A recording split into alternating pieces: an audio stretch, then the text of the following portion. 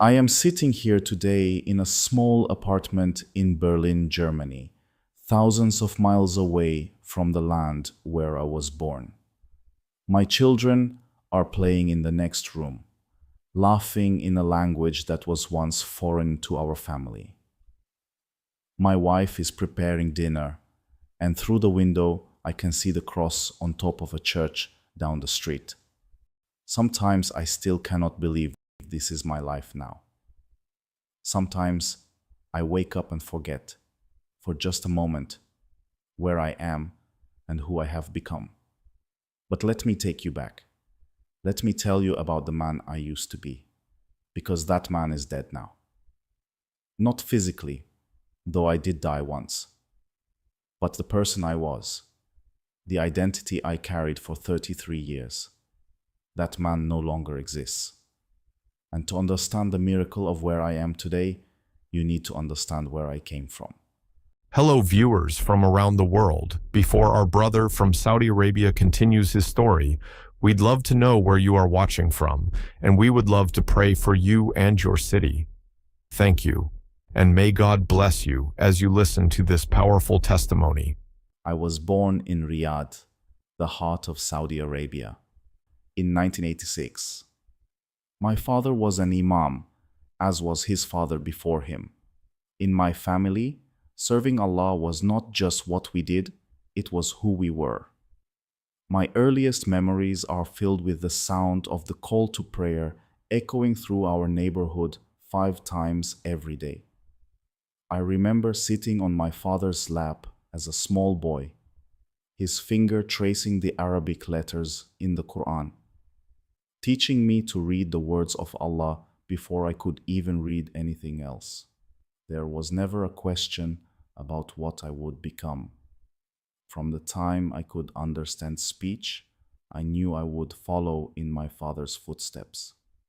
This was not a burden to me, it was an honor. It was everything. I memorized my first chapter of the Quran when I was 5 years old. I can still remember the pride in my father's eyes when I recited it perfectly in front of our extended family. My mother cried with joy. My grandfather placed his hand on my head and prayed that Allah would make me a great scholar. That moment felt like a confirmation of my destiny. I was chosen. I was special. I was on the path to paradise.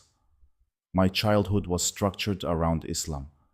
We prayed 5 times a day without fail.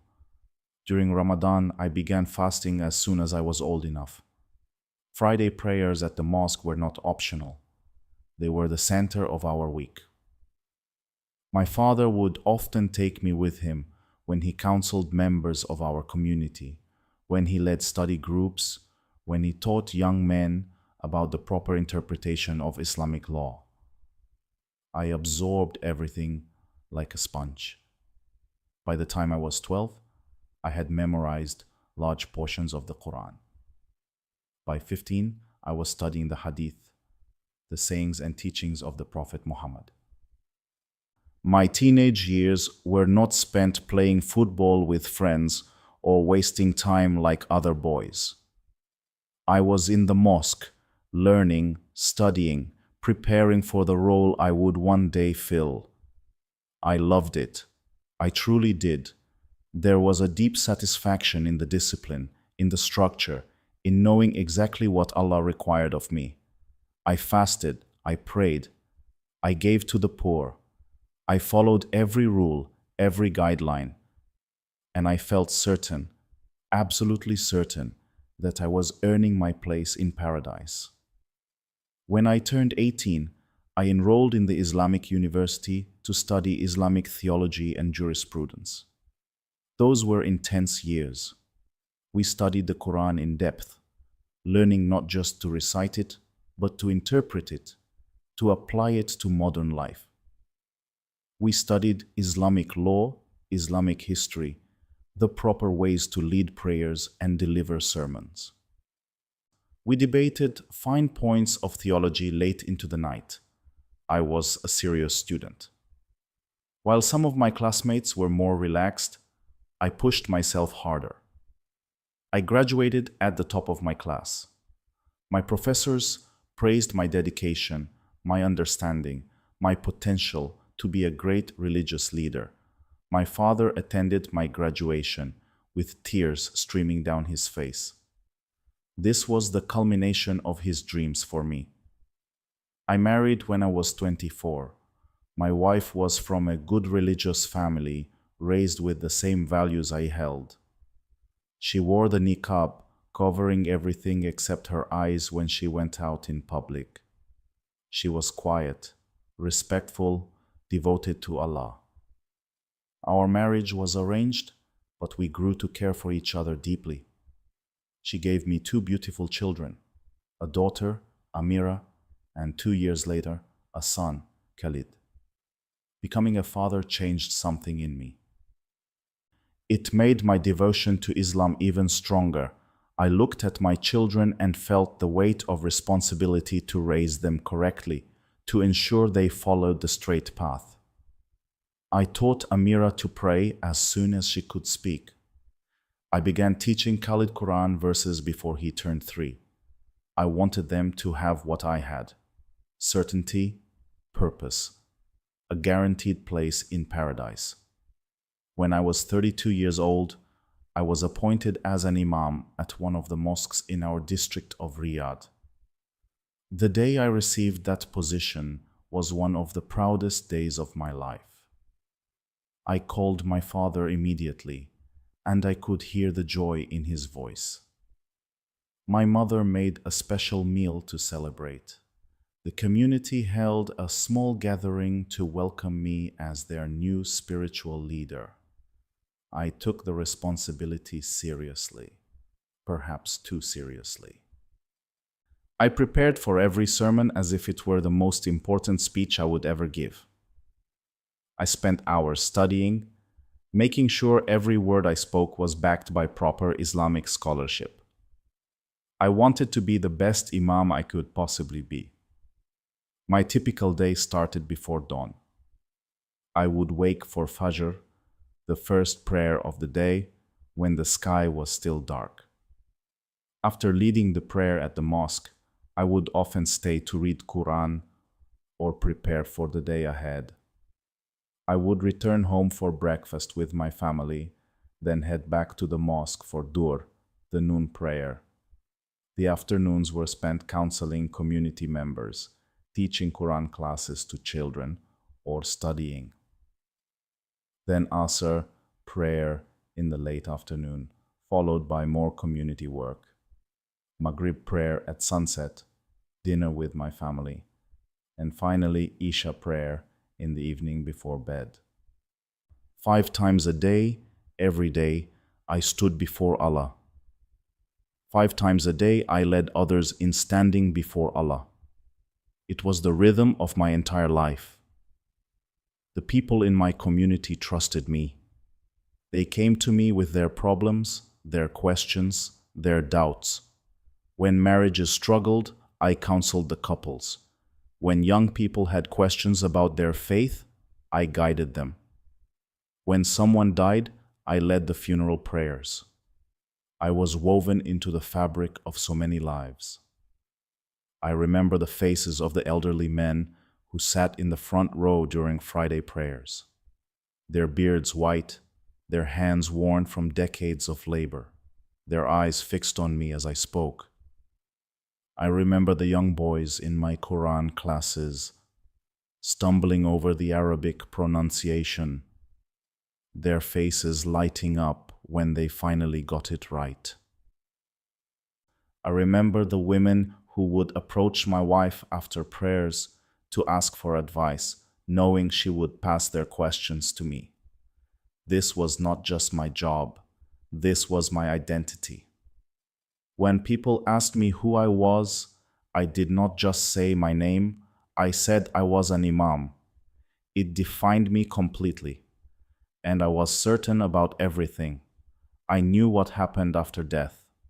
I knew that on the day of judgment, Allah would weigh everyone's deeds on a scale.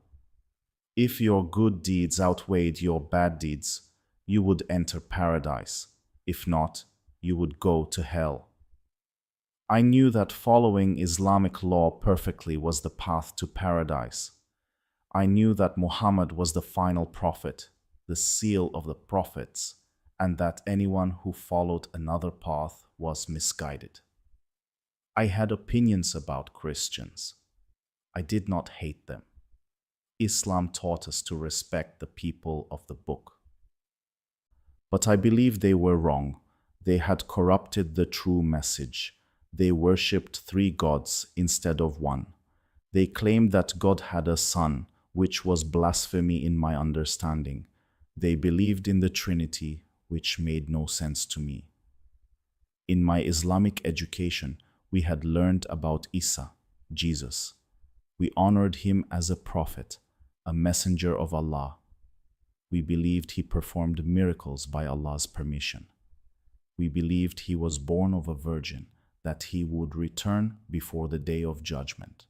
But we absolutely rejected the idea that he was the Son of God. We rejected the crucifixion. We believed Allah saved him and someone else died in his place. We rejected the entire foundation of Christianity. I had Christian neighbors. We were polite to each other, but in my heart, I pitied them. I thought they were going to hell because they had rejected the final prophet, Muhammad. I thought their belief in Jesus as God was leading them astray. If anyone had asked me then about Christianity, I would have respectfully but firmly said they were on the wrong path. I never doubted Islam. Not once. Not for a single moment in 33 years. I fasted during Ramadan without complaint, even in the brutal summer heat, when the days were long and thirst burned my throat. I gave generously to charity, calculating exactly the proper amount according to Islamic law. I made plans to perform Hajj, the pilgrimage to Mecca, as soon as I could afford to take my family. I prayed not just the required 5 prayers, but often added extra voluntary prayers. I wanted to do everything right. I wanted to guarantee my place in paradise. At night, after my family was asleep, I would sometimes lie awake and think about the afterlife. I imagined paradise, the gardens, the rivers, the beautiful homes, the eternal joy. I imagined seeing the Prophet Muhammad. I imagined Allah being pleased with me. These thoughts filled me with peace and motivation to continue being faithful. My relationship with my wife was good. We respected each other. We worked together to raise our children in the faith. She supported my role as Imam, managing our home so I could focus on my religious duties. She never complained about my long hours at the mosque. She understood this was my calling. My children were my joy. Emira was 8 years old by late 2019. Bright and curious, always asking questions. She loved to draw and would often draw pictures of the mosque or of women praying. Khalid was 5, energetic and playful, but already showing interest in religious learning. He would imitate me, pretending to lead prayers with his toy figures as his congregation. Watching him made my heart swell with pride. I had a good life. I was respected in my community. I had a loving family. I had purpose and meaning. I had certainty about where I was going after death. I had done everything right according to Islamic teaching. I was confident in my salvation. If someone had told me then that everything I believed was wrong, I would have been offended. I would have argued with them. I would have defended Islam passionately and skillfully. I knew my faith inside and out. I knew all the arguments, all the proofs, all the evidence. I was not some ignorant follower. I was a scholar, a teacher, a leader. But Allah, or as I now understand, God had other plans for me, plans I could never have imagined, plans that would destroy my old life and give me a new one. It was December 2019. The weather in Riyadh was pleasant, not too hot. I remember that month clearly for some reason, even the small details. Maybe because it was the last month of my old life. I had been feeling slightly unwell for a few days. Nothing serious, I thought. Just some chest discomfort, a bit of fatigue. I was only 33 years old and relatively healthy. I assumed it was stress, or perhaps I had eaten something that disagreed with me. I did not think much of it. My wife noticed I seemed tired.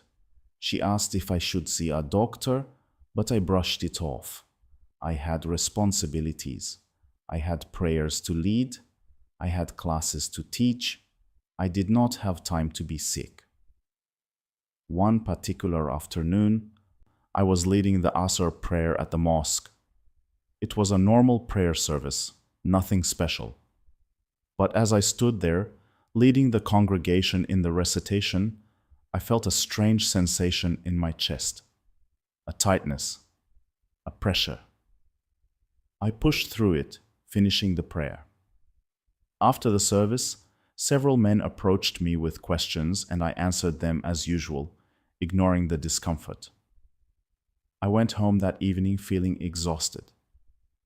More exhausted than I should have felt from a normal day. My wife prepared dinner, and I sat with my family, eating and asking my children about their day. Amira told me about her schoolwork.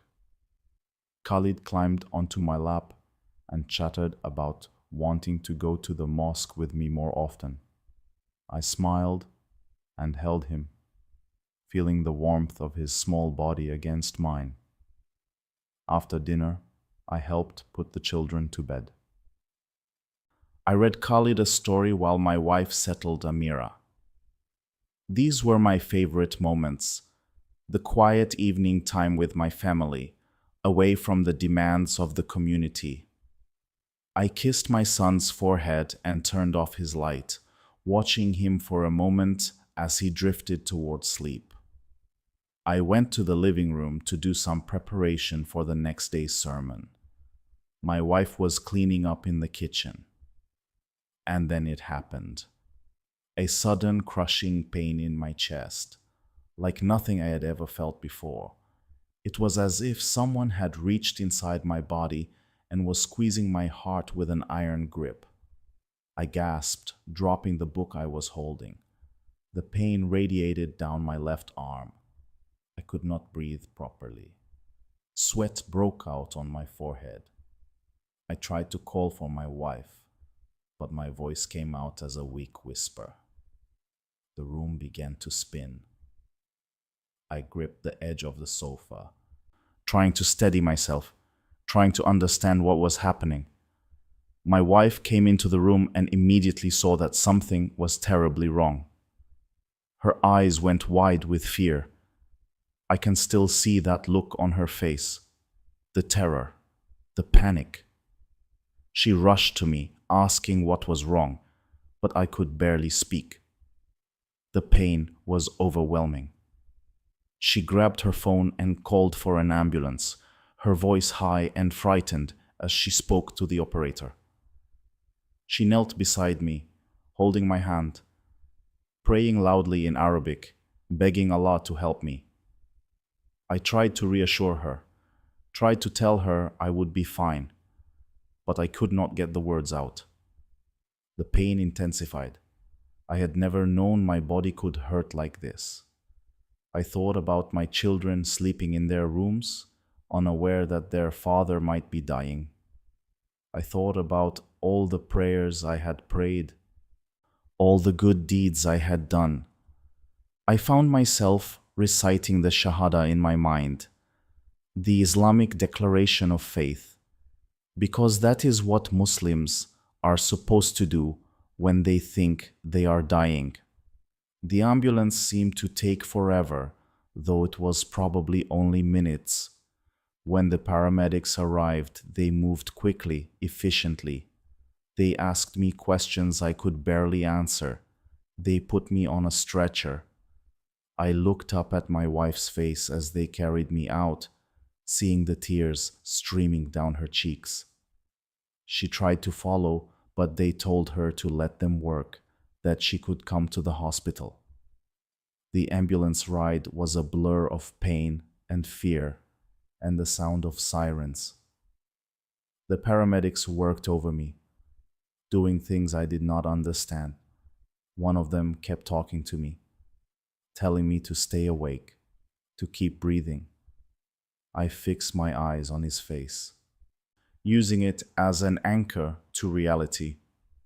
At the hospital, there were bright lights and rushing feet and people in white coats shouting medical terms I did not comprehend. They wheeled me down corridors. Someone was inserting needles into my arm. Someone else was attaching monitors to my chest. The pain continued, relentless, crushing. My wife appeared beside me at some point. She must have driven to the hospital. She was holding my hand, reciting Quranic verses over me, her voice shaking. I wanted to comfort her, but I could not. I could barely hold on to consciousness. A doctor appeared above me, his face serious. He was saying something about my heart, about an emergency procedure, about acting quickly. I tried to nod, tried to indicate that I understood, but I am not sure if I succeeded. The last thing I remember clearly was another wave of pain, worse than all the others. Someone shouting. My wife's face, frozen in terror. A doctor barking orders to the nurses around him. The ceiling tiles passing overhead as they rushed me somewhere. The bright lights, the beeping of machines. And then the pressure in my chest became unbearable, impossible. My vision narrowed to a tunnel. The sounds around me grew distant, like I was underwater. I tried to hold on, tried to stay present, tried to keep breathing, but I could not. The pain suddenly stopped. Everything stopped. The lights, the sounds, the sensations. All of it just ended. There was darkness. Complete darkness. Not the darkness of closing your eyes or of a room with no light. This was different. This was the absence of everything. No sight, no sound, no feeling. Just nothing. And in that nothing, I existed somehow. I was aware, but I had no body. I was conscious, but I was nowhere.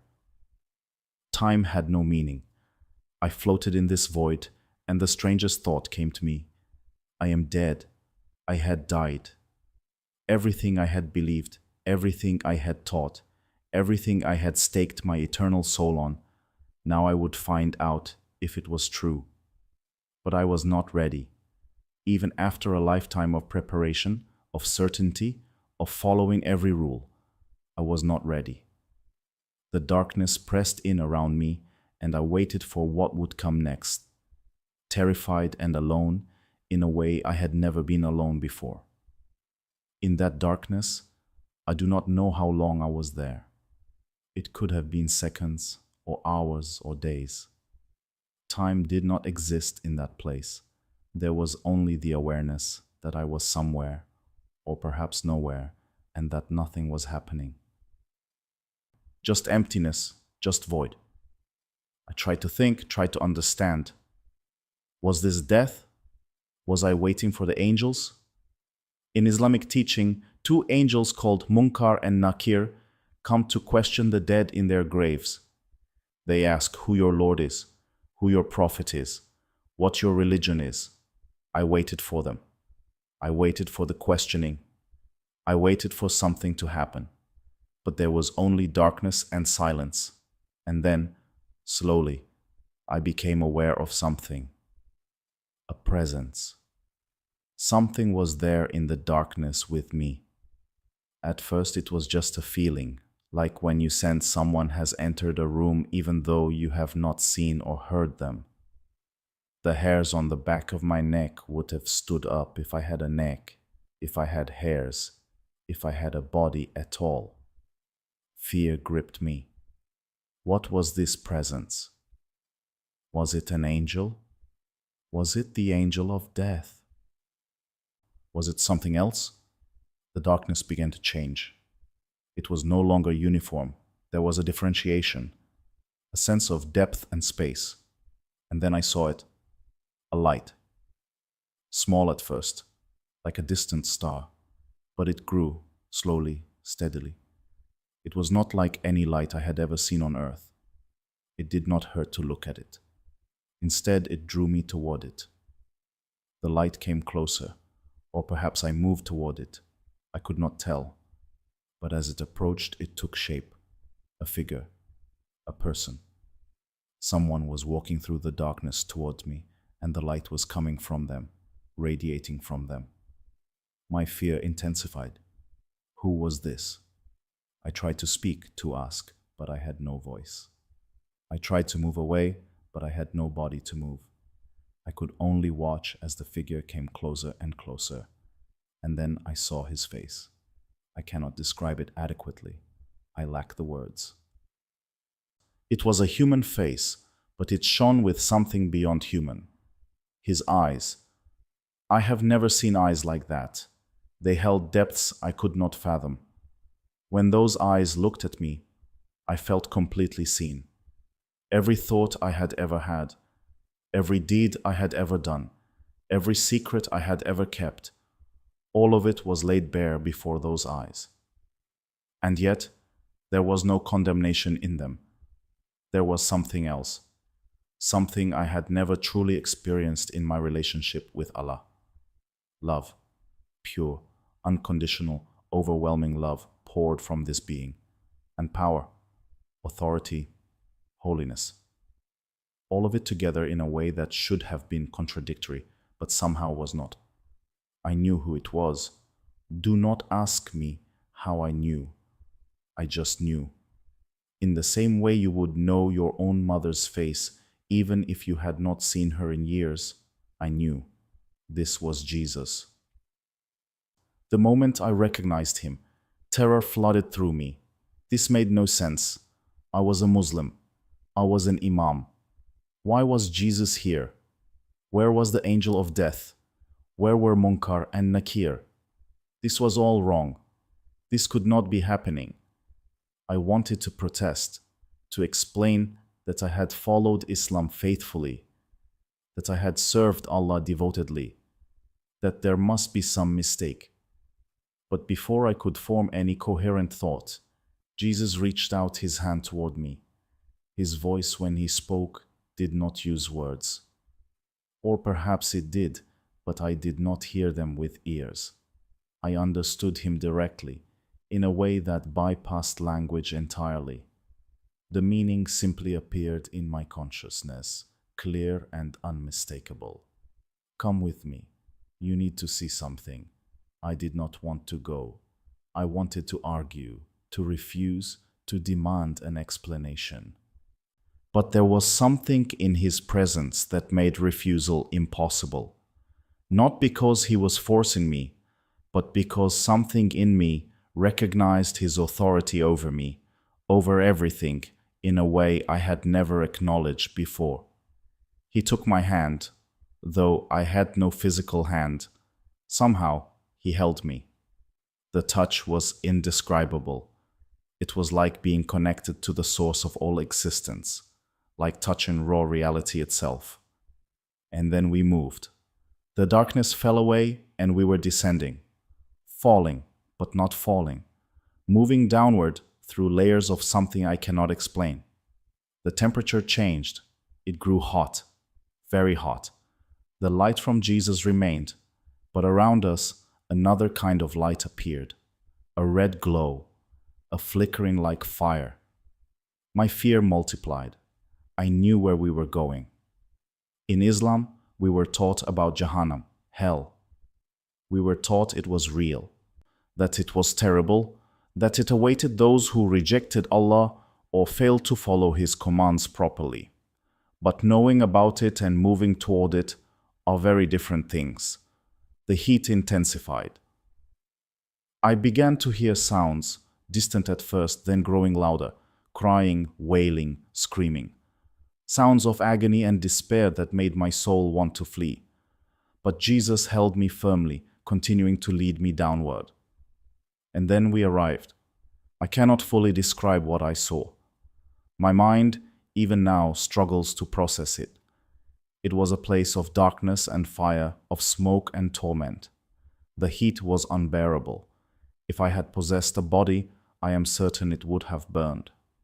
The sounds were worse than the heat. Such sounds. Such terrible, hopeless sounds. I saw people. Countless people. They were in torment, suffering in ways that seemed designed specifically for them. Some were burning but never consumed. Others were in darkness so thick it seemed solid, crushing them. Still others were being torn apart, only to be reassembled to experience it again. The variety of suffering was as infinite as the number of souls present. But Jesus was not showing me the place itself.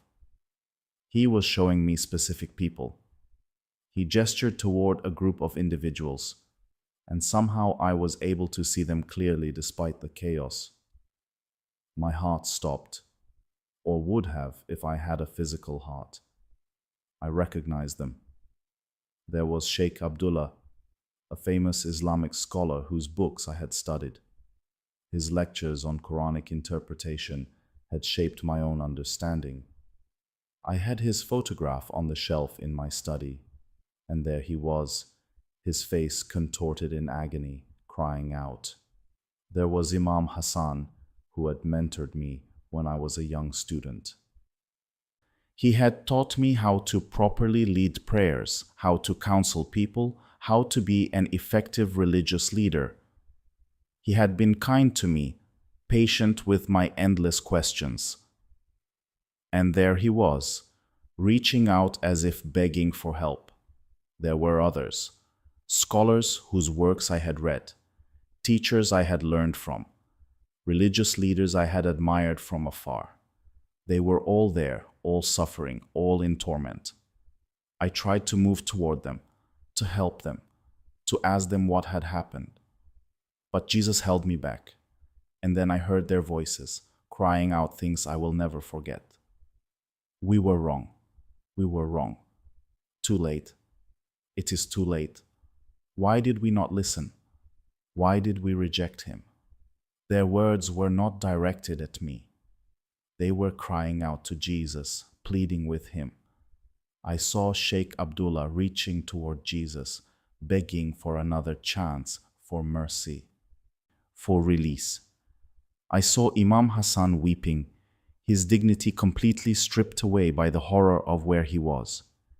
And Jesus spoke again, his voice filled with sorrow. It is finished.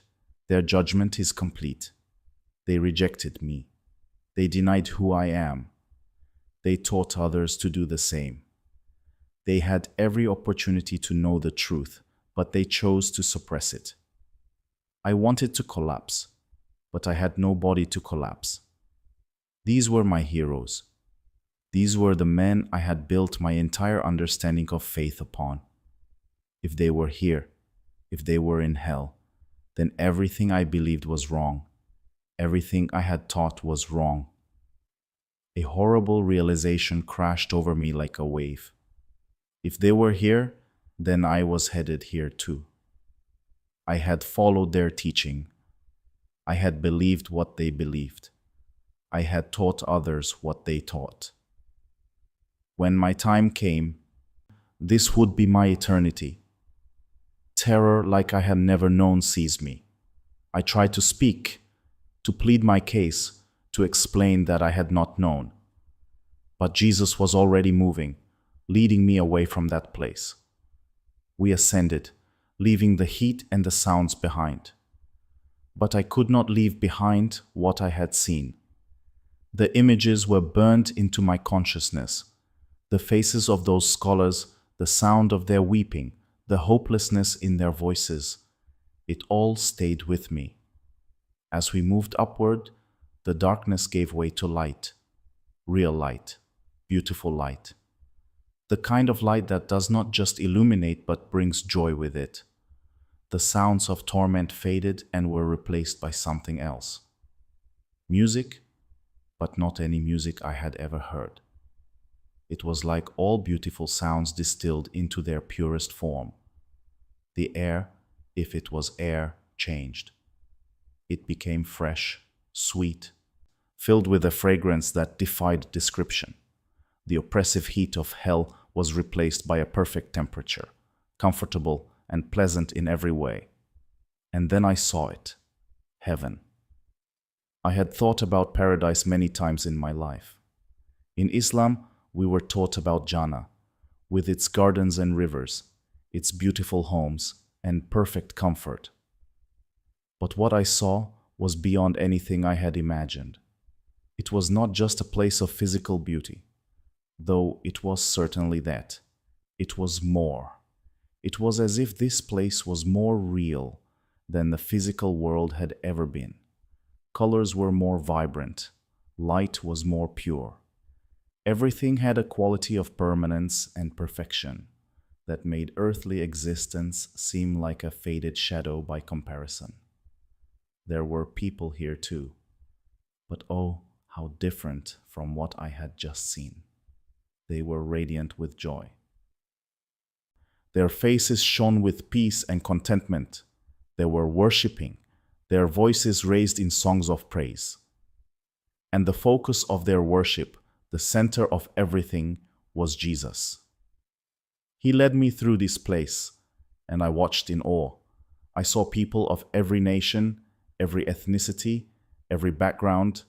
I saw Arabs and Africans and Asians and Europeans, all united in their devotion to Jesus. There was no division here, no conflict, no separation, just unity and love and joy. And then I recognized someone, a man I had known back in Riyadh. He had been my neighbor for years. I had always known he was a Christian, though we never discussed religion much. He had been kind, always greeting me warmly despite our religious differences. He had moved away a few years before, and I had heard he died of cancer not long after. There he was, his face transformed by joy, worshiping Jesus with his whole being. He looked more alive than he ever had on earth. I saw others I half recognized. Former Muslims who I had heard converted to Christianity. People who had been shunned and rejected by their communities for leaving Islam. They were here in paradise, while the Islamic scholars I had revered were in torment. The implications crashed over me in waves. Everything was backwards from what I had believed. Everything was opposite. Those I thought were saved were lost. Those I thought were lost were saved. Everything hinged on Jesus, not on following the right rules or praying the right prayers or even believing in God generally. It all came down to Jesus. Jesus stopped walking and turned to face me fully. We were in a place of incredible beauty. I could see gardens and rivers and structures that defied earthly architecture, but I barely noticed any of it. My attention was entirely on him, and then he began to teach me. We stood together in that place of perfect peace, though I use the word stood loosely, as I still had no physical body as I understood it. But I was there, fully present, fully aware, and Jesus was with me. The beauty of heaven surrounded us, but my mind was still reeling from the horror of what I had seen in hell. Jesus looked at me with those eyes that saw everything, and I felt his compassion. He knew my confusion, my terror, my desperate need to understand. And with infinite patience, he began to explain. The teaching did not come through words alone. It was as if the truth was being written directly onto my consciousness. I was understanding things at a depth far beyond intellectual comprehension. But if I were to put it into human language, this is what he showed me. Salvation is a gift. This was the first thing, and it contradicted everything I had built my life upon. In Islam, I had believed that salvation was earned through obedience. Pray 5 times a day, earn points. Fast during Ramadan, earn more points. Give to charity, add to your account. Perform Hajj, increase your good deeds. The day of judgment would be like a scale, weighing your good against your bad, and you would hope your good outweighed your bad enough to enter paradise. But Jesus was showing me something completely different. He showed me that no amount of good works could ever be enough. Human righteousness, compared to God's perfect holiness, was like filthy rags. No matter how many prayers I prayed, no matter how much I fasted, no matter how much I gave away, it could never bridge the gap between my sinful nature and God's perfect nature. I protested. In my mind, I was arguing, but I prayed 5 times a day. I fasted. I gave to the poor. I studied scripture. I led others in worship. Surely that counted for something. And Jesus, with gentleness but absolute firmness, showed me that all of that was good, but it was not enough. It could never be enough, because the payment for sin was not good deeds. The payment for sin was death. He showed me the cross, though I did not see it with physical eyes. I understood what happened there in a way I never had before. God Himself had come to earth in human form, in Jesus, and He had died, taking upon Himself the punishment that all of humanity deserved. He paid the price that we could never pay. He satisfied the justice of God that demanded payment for sin. This was why He had died. Not because He was defeated, not because He was overpowered, not because someone else took His place, as I had been taught in Islam. He died on purpose, willingly, as a sacrifice for sin. And then He rose again, conquering death itself, proving His power over sin and death and hell. I am the way, the truth, and the life. These words impressed themselves upon my consciousness with the weight of absolute reality. Not a way, not one option among many, the only way. Jesus was not just a prophet. He was not just a good teacher. He was God Himself, the second person of the Trinity, the only mediator between God and humanity. Everything in me wanted to resist this. I had been taught my entire life that believing Jesus was God was the worst kind of blasphemy. The Islamic Declaration of Faith explicitly stated there was no God but Allah, and Muhammad was His messenger. To accept what Jesus was showing me meant rejecting the very foundation of everything I had believed. But I could not deny what I was experiencing. I was standing before Him. I had seen His power. I had seen hell and heaven. I had seen who was in each place. The evidence was overwhelming and undeniable. Jesus showed me more. He explained that God was one, but existed in 3 persons, Father, Son, and Holy Spirit. It was a mystery beyond my full comprehension, but He helped me understand enough. Just as one sun has light, heat, and radiation, all distinct, but all still the sun. God was one essence in 3 persons. He explained that salvation came through faith in Him alone, not through works, though works would naturally flow from true faith, not through following the right religion, though true faith would lead to following Him, not through being good enough, because no one was good enough. It came through believing that He was who He said He was, God in flesh, and that his death and resurrection were sufficient payment for sin. Confess with your mouth that I am Lord. Believe in your heart that God raised me from the dead, and you will be saved. It was so simple, impossibly simple compared to the complex system of Islamic law I had devoted my life to following. And yet, it was also costly. It required admitting that everything I had believed was wrong. It required humbling myself completely. It required giving up my identity as a Muslim, as an Imam, as a scholar of Islam. Jesus showed me that this gift of salvation was available to everyone, not just to Arabs or to Jews or to any particular ethnic group, not just to those who performed the right rituals or followed the right rules, to anyone who believed in him, anyone who accepted his sacrifice on their behalf, anyone who surrendered their life to him.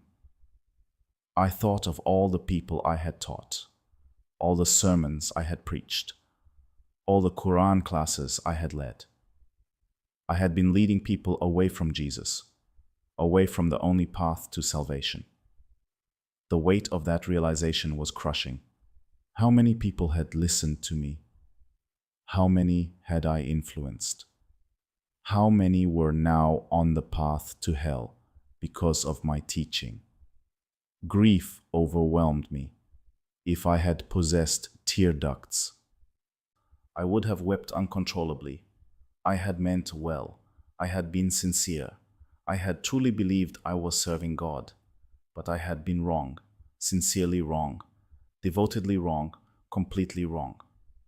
Jesus let me feel that grief, but he did not let me drown in it. He showed me something else, his grace. He showed me that he did not condemn me for my past ignorance. He had chosen to reveal the truth to me, not because I deserved it, but because he loved me. Not because I had earned it, but because it was a gift.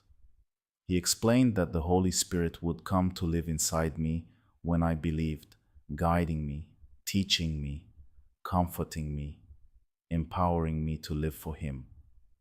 I would not be alone. I would not have to figure everything out by myself. God himself would dwell within me. He showed me baptism, the public declaration of faith in him, the symbolic burial of the old life and resurrection to new life. He showed me communion, the regular remembrance of his sacrifice. He showed me the church, the community of believers who would support and encourage each other. Everything he showed me was so different from Islam. Islam was about submission through works. Christianity was about surrender through faith. Islam was about earning God's approval. Christianity was about receiving God's grace. Islam was about following rules to achieve righteousness. Christianity was about accepting Christ's righteousness as a gift. I do not know how long this teaching lasted. There was no time in that place. But Jesus covered everything I needed to know: the nature of God, the problem of sin, the solution through Christ, the gift of salvation, the role of faith, the importance of repentance, the reality of grace. And then he told me something that terrified me. You must go back. I did not want to go back. I wanted to stay there, in that place of peace and beauty, with him. I had seen hell. I had been shown heaven. I knew the truth now. Why would I want to return to earth, to a life that suddenly seemed so temporary and so trivial? But Jesus was firm. I had a mission. I had work to do. I had to tell people what I had seen. I had to share the message about salvation through him alone. I had to warn people about hell and tell them about the way to heaven. I thought about my situation. I was an imam in Saudi Arabia, Leaving Islam was a crime punishable by death. If I went back and told people what I had experienced, I would be arrested, probably executed. My family would suffer. My children would be taken from my wife. Everything would be destroyed. I expressed these fears, not in words, but in thoughts that Jesus clearly perceived. And his response was both comforting and challenging. He promised to protect me. He promised to make a way for me. But he also made clear that following him would cost everything. My reputation, my position, my relationships, my security, all of it would be sacrificed. But he would be with me. He would guide me. He would provide for me. He emphasized the urgency. Many Muslims were searching for truth. Many were hungry for him. Many were having dreams and visions of him, just as I was experiencing now.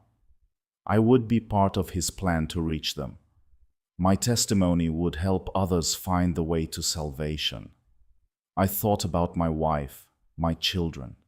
Jesus showed me that I would not face this alone. He would work in their hearts too. I needed to trust him, but the hardest part was what he said next. I could not stay in Saudi Arabia and declare my faith openly. Not yet. I would need to be strategic, patient, wise. I would need to study Christianity in secret, grow in my faith quietly, and eventually find a way to leave the country. Only then could I share my testimony publicly. This felt like lying. It felt like hypocrisy. But Jesus helped me understand that there was a difference between wisdom and deception. In places of persecution, believers had to be as wise as serpents and as innocent as doves. My public declaration would come, but the timing had to be right. And then he said something that both filled me with purpose and weighed heavily upon me. You must tell them about salvation through me. You must warn them that hell is real and heaven is real. You must help them understand that following Islamic law will not save them. Only faith in me will save them. This is the most important message anyone can hear. I felt the weight of that responsibility. How could I, one person, make any difference? How could my small voice matter? But Jesus reminded me that he was not asking me to convert everyone. He was asking me to be faithful to share the truth with those he put in my path. The results were up to him. My job was simply to obey. I wanted to ask more questions. I wanted to stay longer. I wanted to make sure I understood everything perfectly before going back. But Jesus placed his hand on my head, or what passed for my head in that place, and spoke words I will never forget. Go now. Remember everything. Tell everyone. And then he touched my chest, right where my heart would be. And I felt power surge through me like electricity. It was not painful, but it was intense, overwhelming. And suddenly I was moving, being pulled away from that place of light and peace. I tried to hold on, tried to stay, but the pull was too strong. I was rushing through darkness, through space, through layers of reality. Everything was a blur. And then there was a sensation I recognized: pain, physical pain, chest pain, body pain. The pain that had been my last experience before dying. I heard sounds, beeping, voices, footsteps. The sounds were muffled at first, like listening underwater, but they grew clearer. Someone was shouting. Medical equipment was making urgent noises. And then I felt it, breath being forced into my lungs, compressions on my chest, the uncomfortable reality of having a physical body again. My eyes flew open. Bright lights, too bright. I squinted against them. Faces appeared above me. Doctors, nurses, all looking shocked.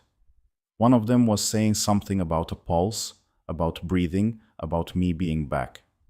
I tried to speak but could not. My throat was dry, raw. My chest ached terribly. Every part of my body hurt.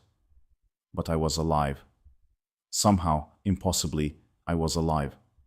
Through the blur of faces and lights, I saw her, my wife. She pushed through the medical staff, her face wet with tears, her eyes wide with disbelief. She was saying something, thanking Allah, crying my name. But all I could think about was what I had just experienced. It was real. It had to be real. It was too vivid, too clear, too impactful to be a hallucination or a dream. I had died. I had met Jesus. I had seen hell and heaven. I had been taught the truth about salvation. And now I was back. One of the doctors was leaning over me, checking my eyes with a light, asking me questions I could barely process. He said something about 4 minutes. I had been dead for 4 minutes. They thought they had lost me. But somehow my heart had started again. 4 minutes. In that 4 minutes, I had experienced what felt like hours or days. I had traveled to other realms. I had received a message that changed everything. As they stabilized me and began moving me to another room, as my wife held my hand and wept with relief, as the medical staff marveled at my recovery, I lay there in stunned silence. I was alive. But the man who had died was not the man who came back. Everything I had believed was wrong. Everything I had taught was false. And now I had to figure out what to do with this impossible, terrifying, life-changing truth. Jesus was real. Heaven and hell were real. Salvation was only through him, and he had sent me back to tell people. But how? How could I possibly do what he had asked? That question would haunt me for the months to come, as I navigated the most difficult period of my life, trying to follow Jesus in a country where doing so could cost me everything. The doctors wanted to keep me in the hospital for observation. They ran test after test, trying to understand what had caused my heart to stop and what had brought me back. They spoke in medical terms I did not fully understand: cardiac arrest, oxygen deprivation, neurological function. They seemed amazed that I had survived 4 minutes without a heartbeat and showed no signs of brain damage. I lay in that hospital bed, surrounded by machines that beeped and monitored every function of my body, and I felt completely disconnected from it all. They were focused on my physical condition, but something far more significant had happened to me. Something they could never measure with their equipment or explain with their medical knowledge. My wife stayed by my side constantly during those 5 days in the hospital. She slept in the chair next to my bed. She helped the nurses care for me. She prayed loudly and often, thanking Allah for sparing my life. Every time she prayed, mentioning Allah's mercy and power, I felt a knife twist in my heart. How could I tell her? How could I explain what had happened? Visitors came in a steady stream. Family members, friends from the mosque, community members who had heard about my medical emergency.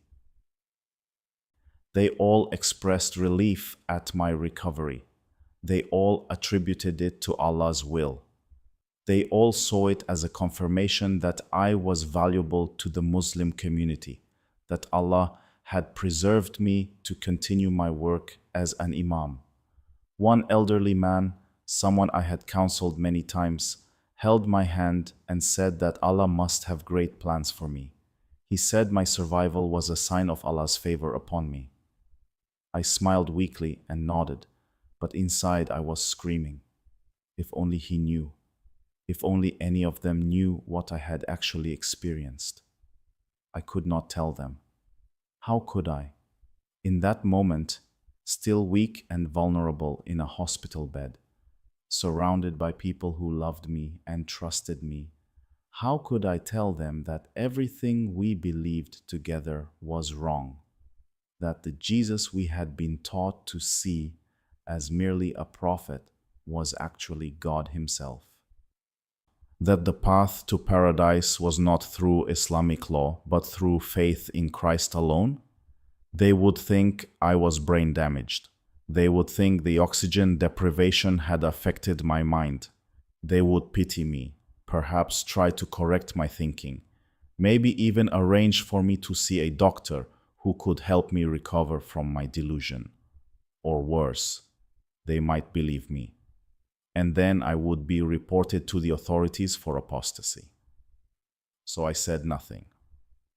I accepted their prayers and well wishes. I allowed them to interpret my survival through their Islamic worldview. And I felt like the worst kind of hypocrite. My wife asked me several times if something was wrong. She said I seemed different, distant. She wanted to know if I was in pain, if I needed anything, if something was troubling me. I told her I was just tired, still recovering, processing the trauma of almost dying. These were not complete lies. I was all of those things. But the main truth, the real truth, I kept locked inside. At night, when the hospital was quiet and my wife had finally fallen asleep in her chair, I would lie awake and replay everything in my mind. Had it really happened? Was it possible I had hallucinated? Could the doctors be right that it was just my brain misfiring due to lack of oxygen? But no, I knew it was real. The memory was too clear, too detailed, too consistent. I could still see Jesus' face. I could still feel the heat of hell. I could still hear the cries of those Islamic scholars in torment. I could still sense the peace of heaven. It was more vivid than any other memory I possessed. More real than the hospital room around me.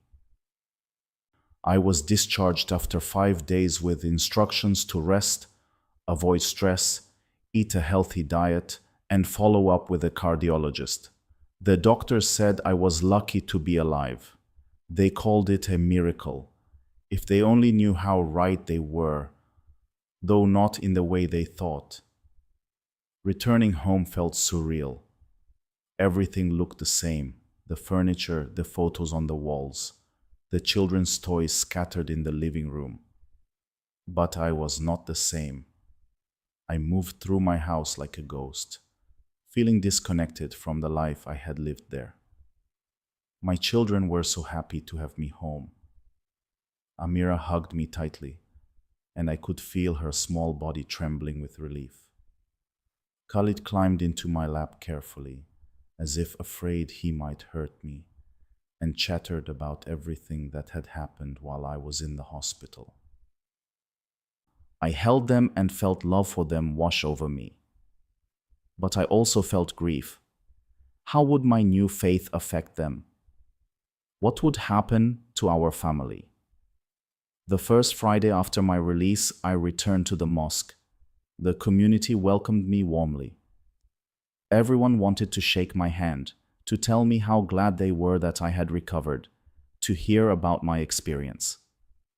I gave them a sanitized version. Yes, it was scary. Yes, I was grateful to be alive. Yes, I was still weak but getting stronger. And then I stood before the congregation to lead the Friday prayer. I cannot describe the conflict I felt in that moment. I was standing in the place where I had stood hundreds of times before, leading people in a prayer to Allah, when I now knew that Jesus was the way to God. Every word of the prayer felt like a betrayal. Not a betrayal of Islam, I no longer believed in Islam, but a betrayal of Jesus, who had shown me the truth. After the prayer, I delivered a sermon. I had prepared one earlier in the week, and I went through the motions of delivering it.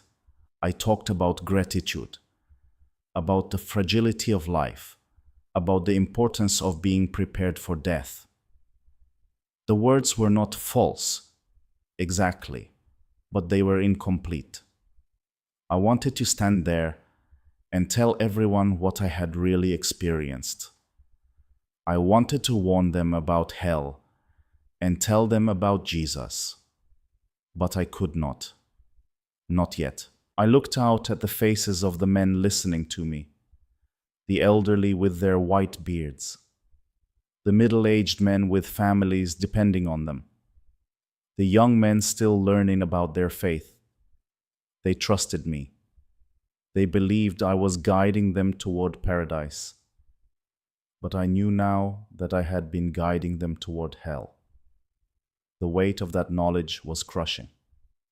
That night, after my family was asleep, I went into my study and closed the door. I sat at my desk, staring at my computer, my hands shaking. I knew what I needed to do, but I was terrified. I opened my laptop and cleared the browser history first, a habit that would become automatic in the weeks to come. Then I downloaded a VPN service.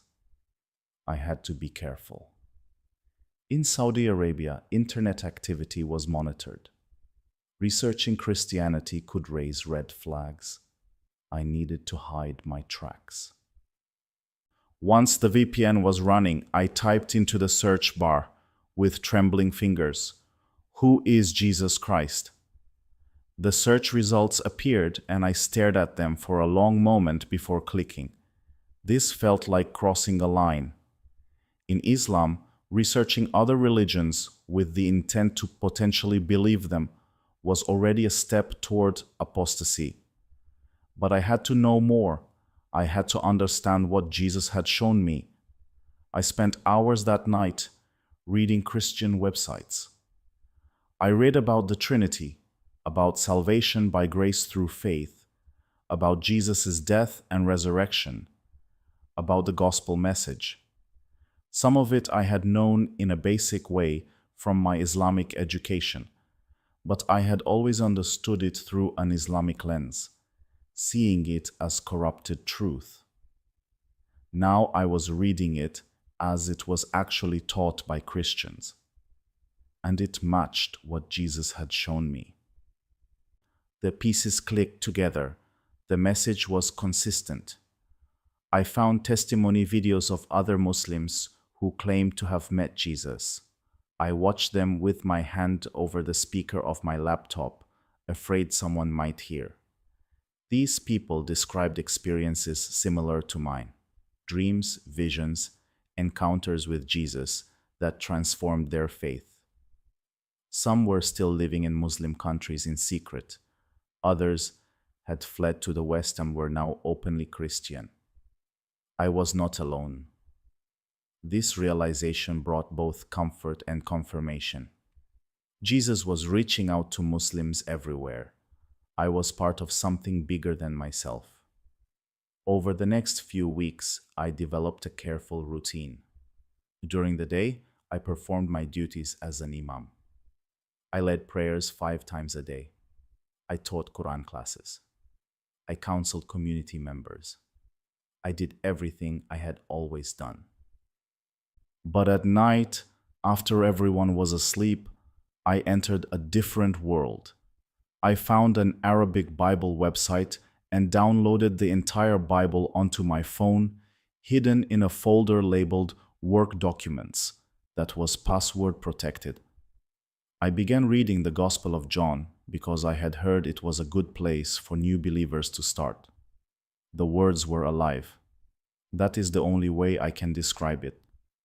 As I read about Jesus' ministry, his teachings, his miracles, his claims to be God, his death and resurrection, it was as if he was speaking directly to me. The words confirmed everything he had shown me during my death experience. When I read Jesus saying he is the way, the truth, and the life, I recognized those exact words from my encounter with him. When I read about hell being real and eternal, I remembered the horror of what I had seen.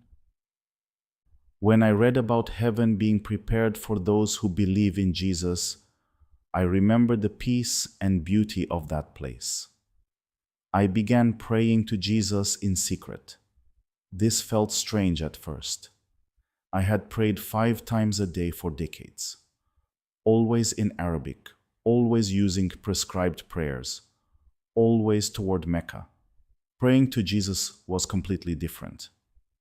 I would wait until the house was silent, then kneel beside my bed or sit in my study with the door locked.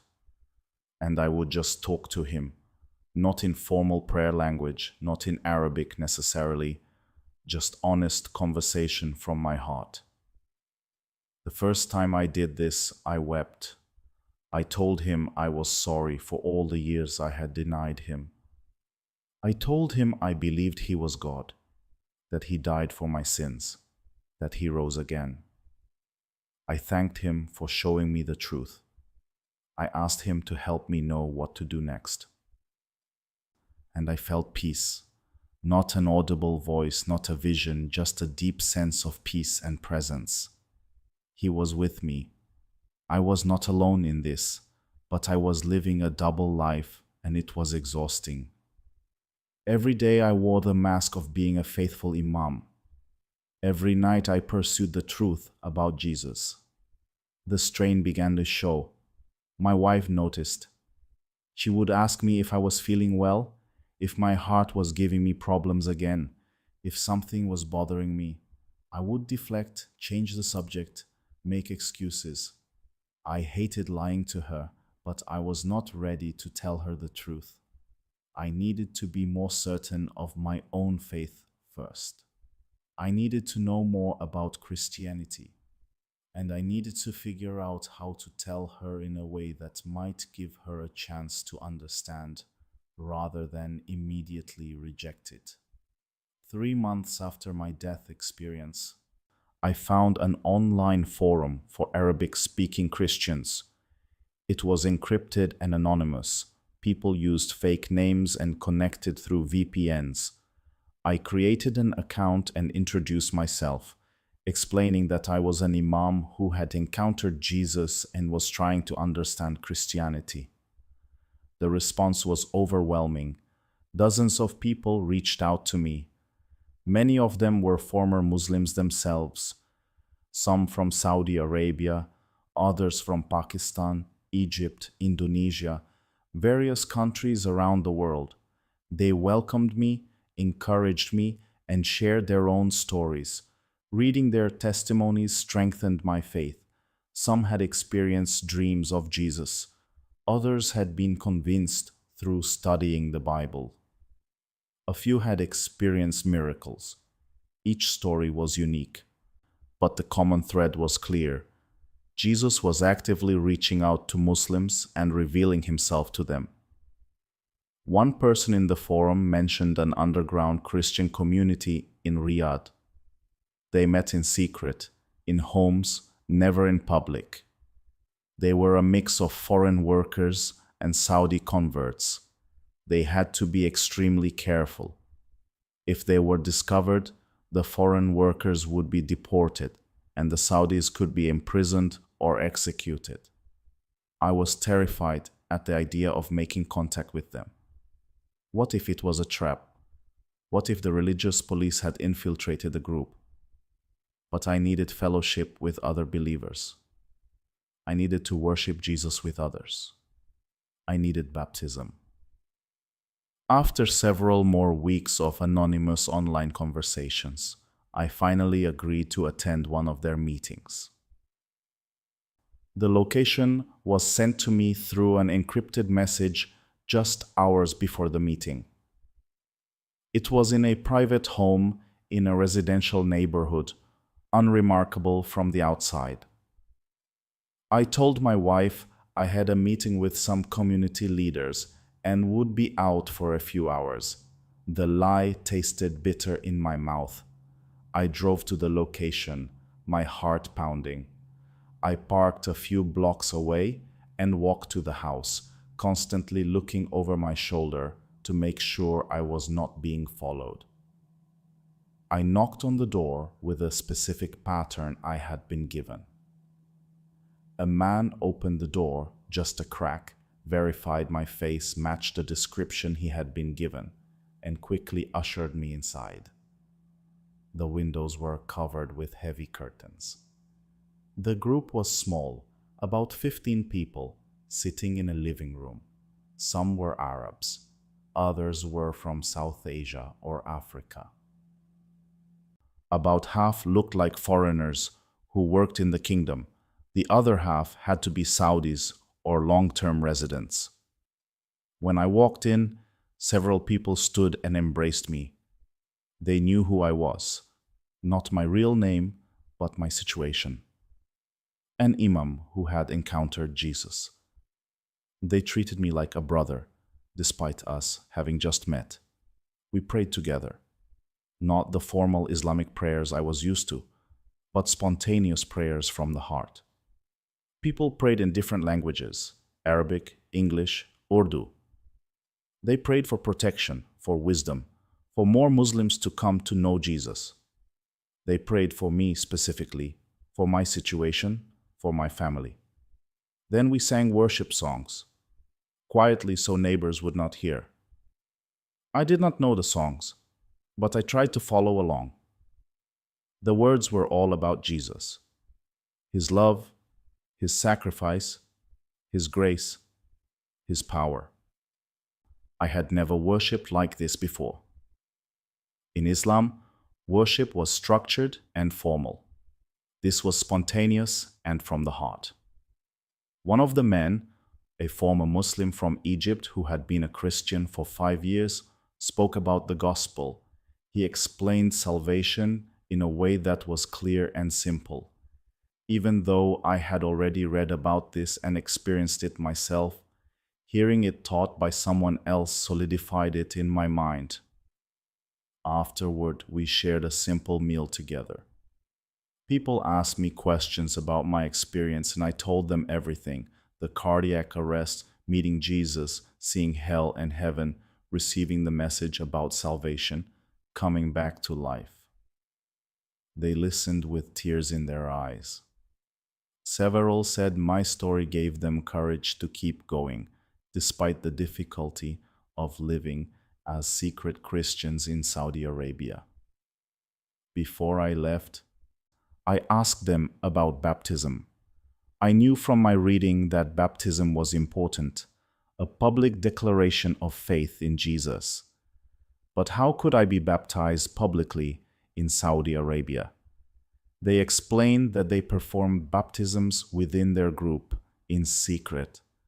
It would not be in a church or a river like in other countries, but it would still be real and meaningful.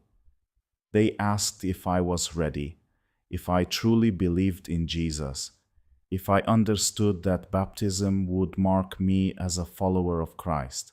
I said yes to all of it. I was ready. We set a date for 3 weeks later. I would be baptized in someone's bathtub, with this small group of secret believers as witnesses. Those 3 weeks were strange.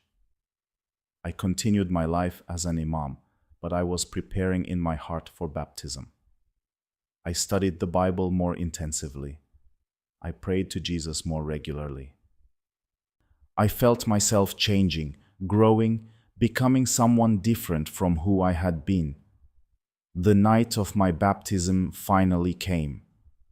I returned to the same house, this time with a change of clothes. The group had filled a large plastic basin in the living room with water since the bathtub was too small for me to be fully immersed. One of the men, a Saudi who had been a Christian for 7 years, would perform the baptism. Before we began, he asked me to share my testimony with the group. I told them again about my encounter with Jesus, about the message I had received. about my belief that Jesus was Lord and Savior. Then he asked me the key question: do you believe that Jesus Christ is the Son of God, that he died for your sins, and that God raised him from the dead? I answered, and my voice was steady. Yes, I believe. They helped me into the basin. The water was warm, and then the man spoke the words: I baptize you in the name of the Father, and of the Son, and of the Holy Spirit. He lowered me backward into the water until I was fully submerged for just a moment, then brought me back up. As I came up out of the water, I felt something shift inside me. It was not a dramatic feeling, but it was real.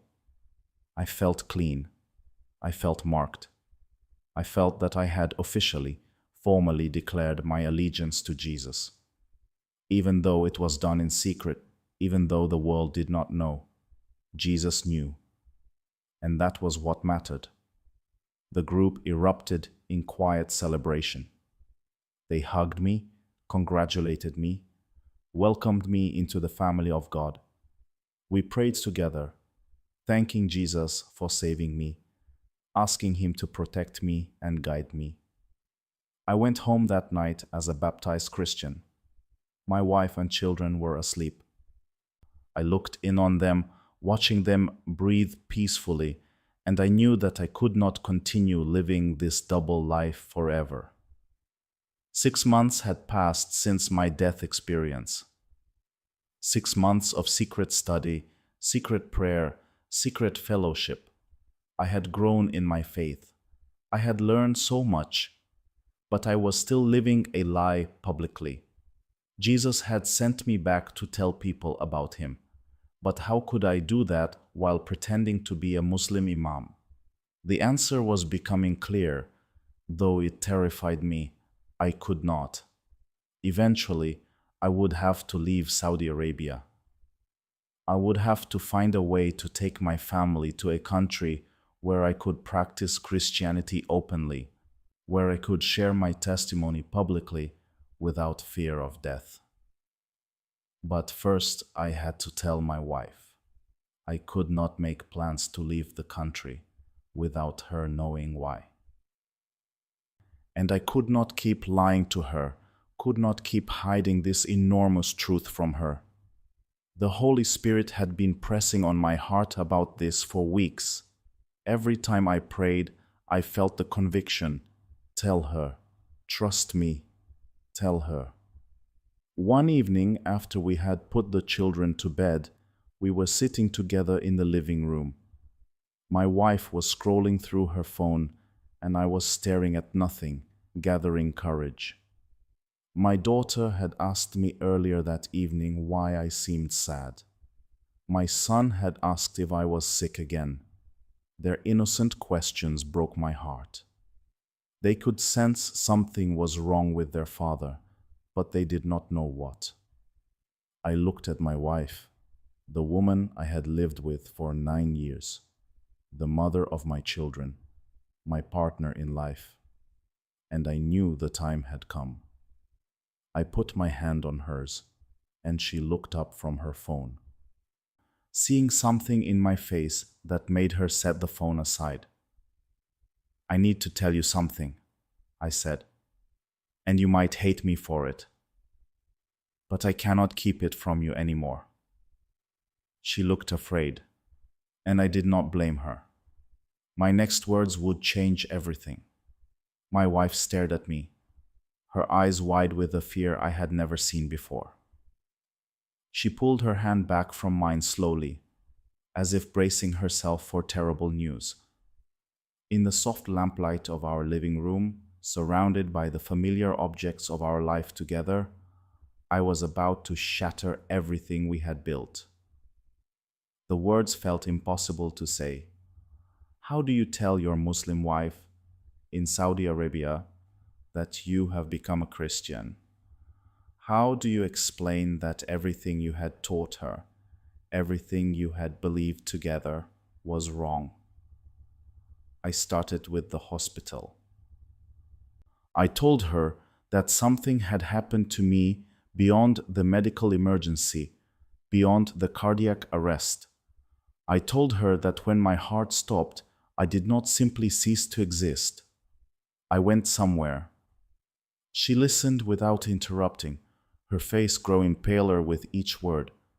I described the darkness, the light, the figure approaching me, and then I said his name, Jesus. She flinched as if I had struck her. Her hand went to her mouth. I continued. I told her everything, seeing hell, recognizing the Islamic scholars there, hearing their cries of regret, understanding that everything I had taught was leading people to that place. I told her about heaven, about the peace and joy there, about seeing former Muslims who had believed in Jesus. I told her about his teaching on salvation, about grace, about faith. And then I told her the truth I had been hiding for 6 months. I had accepted Jesus as Lord. I had been studying Christianity in secret. I had been baptized. I was now a Christian. The silence that followed felt like it lasted for hours, though it was probably only seconds. My wife stood up abruptly and walked to the other side of the room, her back to me. Her shoulders were shaking. She was crying. When she finally spoke, her voice was broken. Do you know what you are saying? Do you understand what this means? I stood and took a step toward her, but she held up her hand, stopping me. She turned to face me, tears streaming down her face. You have left Islam. You are an apostate. Do you know what they do to apostates in this country? I knew. Of course I knew. Death, public execution in some cases. At minimum, imprisonment, loss of everything. But that was not her only concern. She was crying harder now, her words coming out in gasps. What about our children? What about me? If people find out, they will take them away. They will say I am married to an apostate. They will say the children cannot be raised by you. We will lose everything. She was right about all of it. The consequences were severe, not just for me, but for my entire family. I tried to explain that I had not chosen this, that Jesus had revealed himself to me, that I could not deny what I had experienced. I told her I had struggled with it, resisted it, tried to find another explanation, but the truth was undeniable. She shook her head violently. No, you had a hallucination. You were dead for 4 minutes. Your brain was without oxygen. That is what happened. You had a vivid dream. It was not real, but I saw the doubt in her eyes, even as she said it. She wanted it to be a hallucination. She needed it to be a hallucination. Because if it was real, then everything we had built our lives on was false. We talked, argued, cried, pleaded for hours that night. She begged me to reconsider, to see a doctor, to talk to an Islamic scholar who could correct my thinking. I tried to help her understand that I had not gone crazy, that I was more certain of this than I had ever been certain of anything.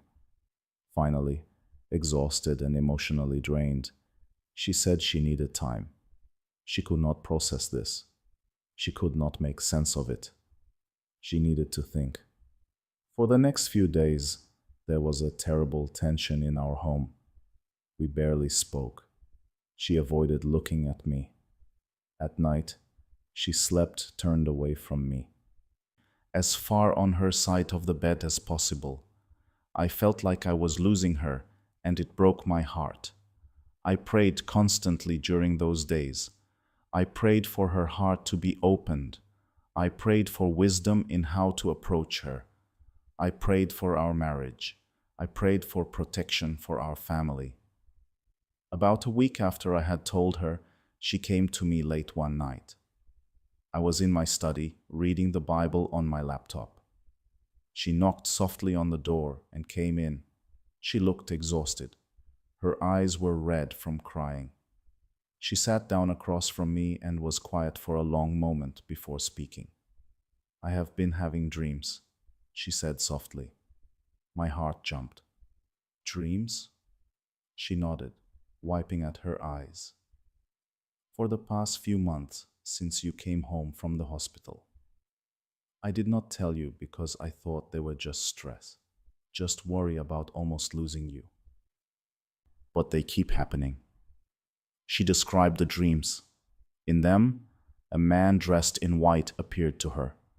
He never spoke, but his presence filled her with peace and also with conviction. In one dream, he pointed her toward a light. In another, he showed her a book written in a language she could not read, but somehow she knew it was important. She had not known who the man was.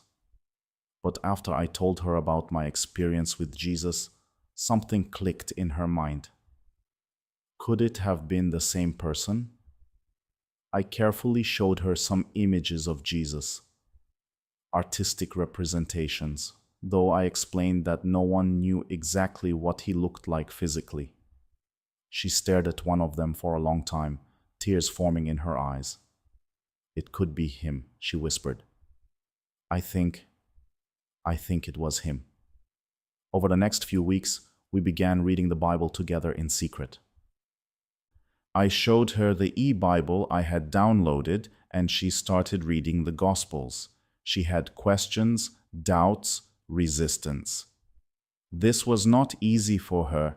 She had been raised Muslim, had never questioned it, had built her entire identity around being a faithful Muslim woman. But the dreams continued, and slowly, gradually, she began to see the truth. She saw that the Jesus of the Bible was not who we had been taught about in Islam. She saw the message of grace and forgiveness, so different from the works-based system we had known. She saw the love of God demonstrated through Christ's sacrifice. One night, about a month after I had first told her everything, she woke me up. It was 3 in the morning.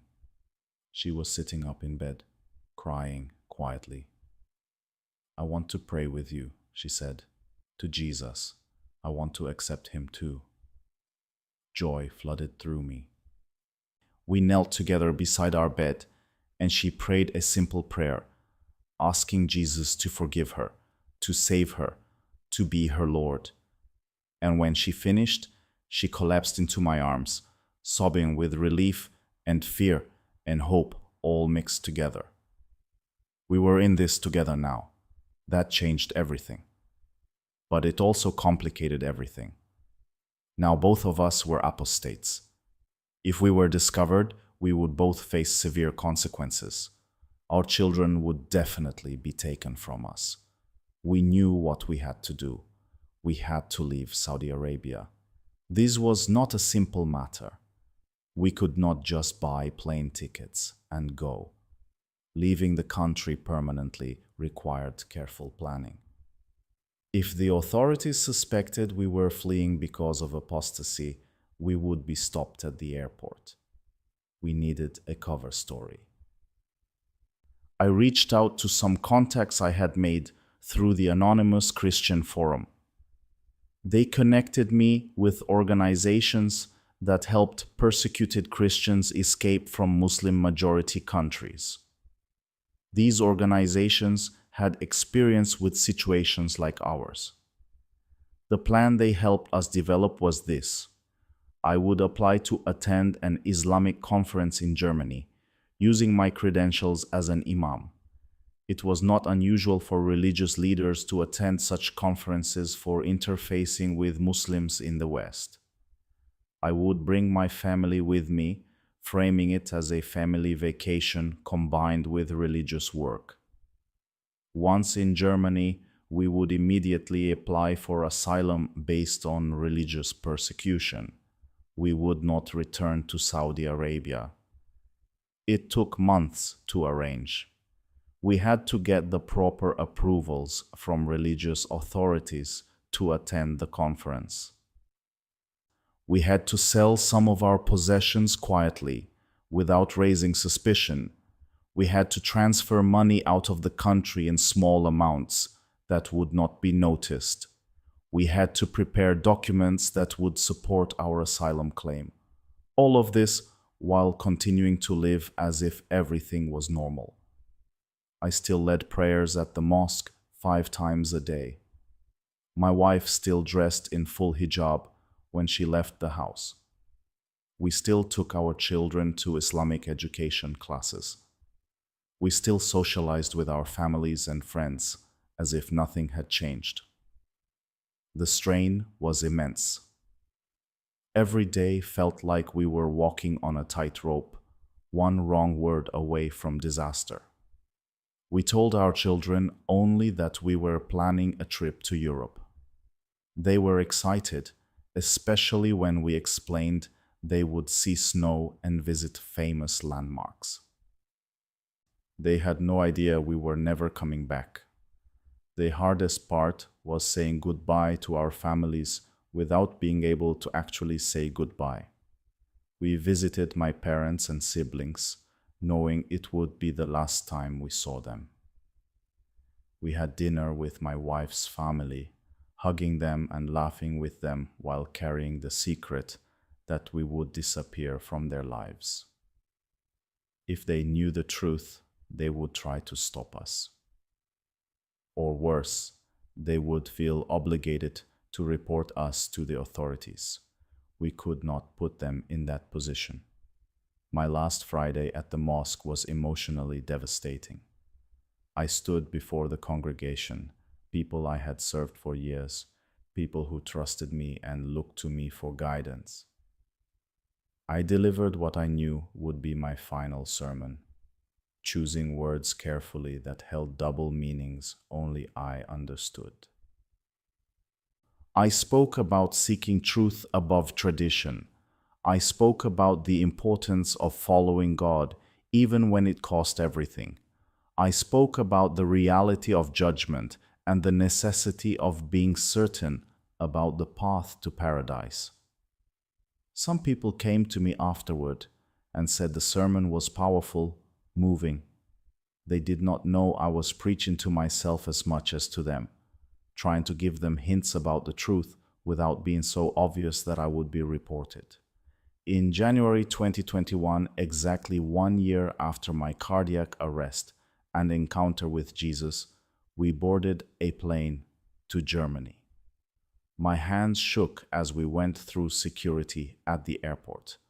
I was certain someone would stop us, that somehow our plans had been discovered. But the security officer barely glanced at our passports before waving us through. My wife and I exchanged looks as we walked to our gate. We were really doing this. We were really leaving. The children were excited, pointing at the planes through the windows, chattering about the trip. My daughter asked me questions about Germany, what language they spoke there, what the weather would be like, what foods we would eat. I answered her automatically, while my mind was consumed with what lay ahead. When the plane took off, I watched through the window as Riyadh grew smaller below us. That was my home. That was where I had been born, where I had grown up, where I had built my career, where my entire family lived. And I was leaving it all behind, probably forever. My wife reached over and took my hand. There were tears in her eyes, but also determination. We were doing this together, for Jesus, for truth, for our souls. The conference in Berlin was real. I attended the first day to maintain appearances. But behind the scenes, we were meeting with asylum lawyers, preparing our application, gathering documentation. We explained our situation. We were Muslim background believers who faced death if we returned to Saudi Arabia. We provided evidence, copies of my credentials as an imam, showing the severity of our apostasy, testimonies from other Saudi Christians who had fled, documentation of Saudi Arabia's laws regarding apostasy. The waiting period was agonizing. We stayed in temporary housing provided by a refugee assistance organization. We lived in one room with our 2 children, all of us sleeping on donated mattresses on the floor. We had left behind our comfortable home, our possessions, our entire life. There were moments when the children would ask when we were going home, and my wife and I would have to dodge the question. Not yet, we would say. We need to stay here a bit longer. Eventually, we told them we might be staying in Germany for a long time, but we still did not explain the full truth. 6 months after our arrival, we received news. Our asylum application had been approved. We could stay in Germany. We would receive papers, assistance in finding permanent housing, help with integrating into German society. We were safe. I held my wife and cried. We had made it. Against all odds, we had escaped. But with safety came the next challenge: what to do about my testimony. Jesus had told me to tell people what I had seen. For over a year now, I had been silent publicly. I had shared my story only with a handful of secret believers in Saudi Arabia and online in anonymous forums.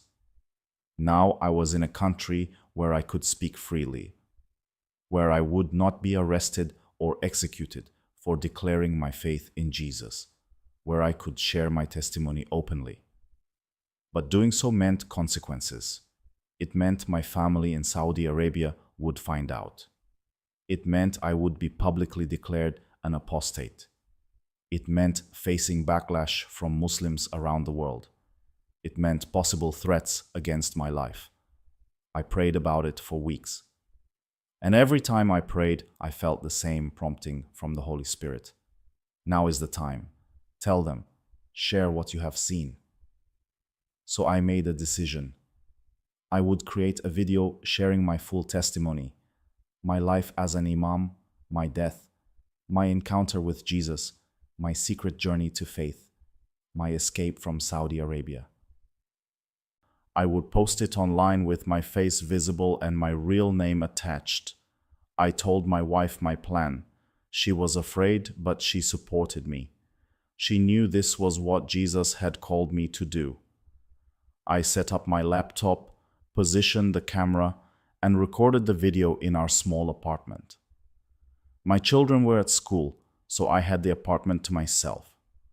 I spoke in Arabic, knowing that would reach the widest Muslim audience. I told my story from beginning to end, holding nothing back. I described hell and heaven. I explained the message Jesus had given me about salvation. I urged Muslims to seek the truth about Jesus, to consider that they might have been taught incorrectly, to be willing to question everything. When I finished recording, I watched it back once, and then, before I could lose my nerve, I uploaded it to YouTube and shared it across multiple social media platforms. The video was titled in Arabic, "I was a Saudi Imam. Jesus showed me the truth." Within hours, the views started climbing. Within days, it had tens of thousands of views. Within a week, it had gone viral in the Muslim world. Hundreds of thousands of views, thousands of comments, countless shares. The response was mixed. Many Muslims called me a liar, an apostate, a traitor. They said I had been bribed by Christians, that I had made up the story for money or attention, that I had gone insane. Some threatened to kill me if they ever found me. Some said they would find my family in Saudi Arabia and harm them. My family did find out, of course. Within days of the video going viral, my phone rang. It was my brother. He was furious, heartbroken, confused. He demanded to know if the video was real, if I had really converted to Christianity. I confirmed it was true. I tried to explain, but he wouldn't listen. He told me I was dead to the family, that I had brought shame upon them, that I was going to hell. Then he hung up. My father called next. I had never heard him cry before, but he was crying on that phone call. He begged me to recant, to say I had made a mistake, to come back to Islam. He said he would arrange for me to speak to scholars who could help me. He could not understand how his son, raised in such a strong Muslim family, trained as an imam, could betray Islam like this. I told him I loved him, but that I could not deny what I had experienced. I told him Jesus was real, that he had shown me the truth, that I had to follow him regardless of the cost. He said I was no longer his son. And then he hung up. The pain of losing my family was immense. These were people I loved, people who had raised me, people I had spent my whole life with. And now they wanted nothing to do with me. In their eyes, I had committed the worst possible betrayal. My mother did not call, but I heard through other sources that she had become ill with grief, that she could barely eat or sleep. The shame of having an apostate son was destroying her. That hurt more than the death threats. I had caused my mother suffering. I had broken my father's heart. I had shamed my family. But I could not go back. Jesus was worth more than even my family. As painful as the cost was, I knew I had made the right choice. Not all the responses were negative, though. Mixed in with the hate and threats were other messages. Messages from Muslims who said they had also had dreams of Jesus. Messages from people who had been questioning Islam, and my testimony gave them courage to investigate Christianity. Messages from Muslims asking how they could learn more about Jesus. Within the first month after posting my testimony, I received over 50 private messages from Muslims seriously inquiring about Christianity. Some were in Saudi Arabia. Some were in other Muslim countries, some were in the West, but from Muslim families. I responded to each one carefully, sharing the gospel, answering their questions, pointing them to resources. I connected several of them with the underground Christian communities in their countries. I prayed for each one by name, and I began to see fruit. People were coming to Christ because of my testimony. Former Muslims were being baptized. Seekers were finding the truth. My story was being used by Jesus to reach others, exactly as he had said it would be. I started doing interviews with Christian ministries that focused on reaching Muslims. I appeared on podcasts and YouTube channels. I shared my story over and over, each time urging Muslims to seriously consider Jesus' claims. The death threats continued. People would find my social media accounts and send me graphic messages describing how they would kill me if they ever found me. Some included my address in Germany. They had somehow found where I lived. The police advised me to be careful, to vary my routines, to be aware of my surroundings. But I refused to be silenced. Jesus had given me a message to share, and I would share it regardless of the threats. We found a church in Berlin that welcomed us. It was an international church with people from many nations, including other former Muslims. We were able to worship openly, to sing praises to Jesus without fear, to hear the Bible taught clearly. My children, now 9 and 6, began attending a Christian school. We sat them down and explained everything: who Jesus was, why we had left Saudi Arabia, what it meant to be Christians. They were young, but they understood more than we expected. My daughter asked if she could be baptized too. She said she believed in Jesus and wanted to follow him. We arranged for her to be baptized at our church, and watching her go under the water and come up declaring her faith in Jesus was one of the most joyful moments of my life. My son was still young, but he loved learning about Jesus. He would ask questions constantly about heaven, about angels, about the Bible stories. We answered him as best we could, amazed at how God was working in our children's hearts. Life in Germany was not easy. We had to learn a new language. We had to adapt to a new culture. We had to find work. I could not be an imam anymore, obviously.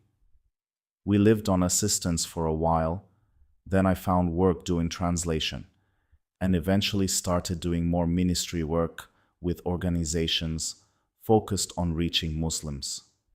My wife struggled with missing her family. She would sometimes cry at night, grieving the loss of her mother, her sisters, her friends. I would hold her and we would pray together, asking God to comfort us and to somehow reach our families with the truth. But despite the challenges, we had peace. We had freedom. We could worship Jesus openly. We could read the Bible without fear. We could share our faith without risking death. I continued posting videos online, sharing my testimony and teaching about Christianity from the perspective of someone who had been a Muslim. The audience grew. Within 2 years, my YouTube channel had over 100,000 subscribers. My story had been viewed millions of times, and the messages kept coming. Muslims reaching out, seeking truth, asking questions. Some converted, some were still investigating, but all of them were being exposed to the gospel because I had been obedient to share my story.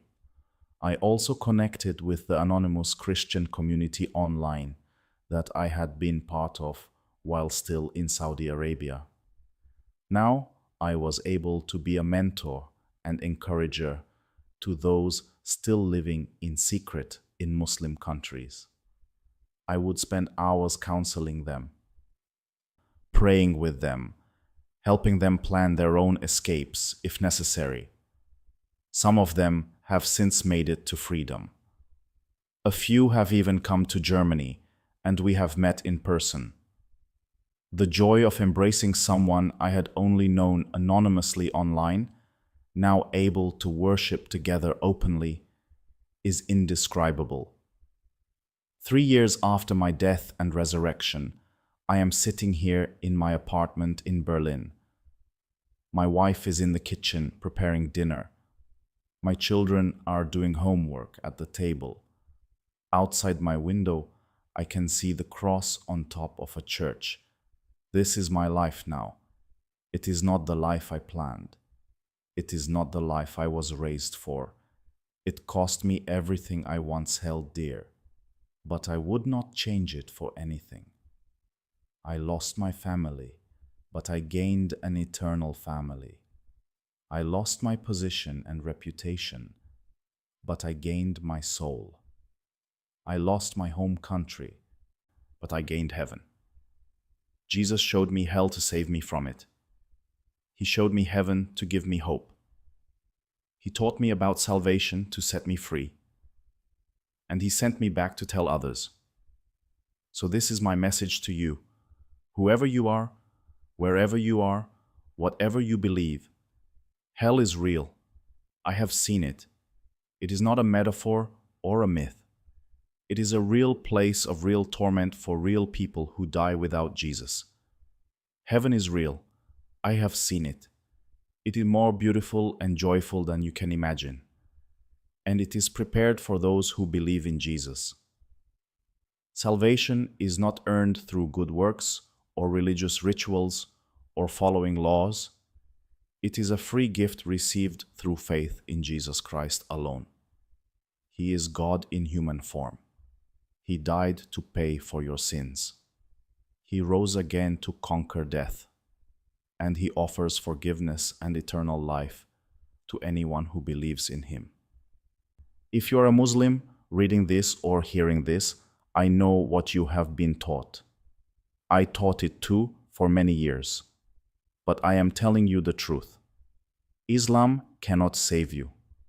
Following the 5 pillars cannot save you. Being a good person cannot save you. Only Jesus can save you. If you have had dreams of Jesus, that is not a coincidence. He is calling you.